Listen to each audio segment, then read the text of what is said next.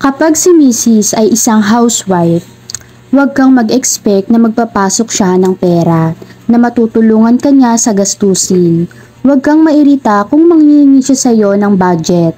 At huwag na huwag mo siyang susumbatan na wala siyang ambag o kinikita. Alalahanin mo, nasa bahay lang siya, ginagampanan ang responsibilidad bilang isang ina at isang asawa.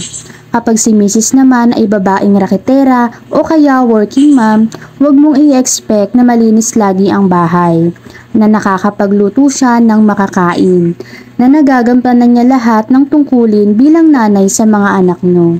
Huwag mo siyang hanapan ng maraming oras, kasi ang oras niya hati sa paghahanap buhay at sa inyo na pamilya niya. Huwag sana nating ipadama sa ating mga misis na may kakulangan sila. Pilitin nating makita ang pagod at sakripisyo nila.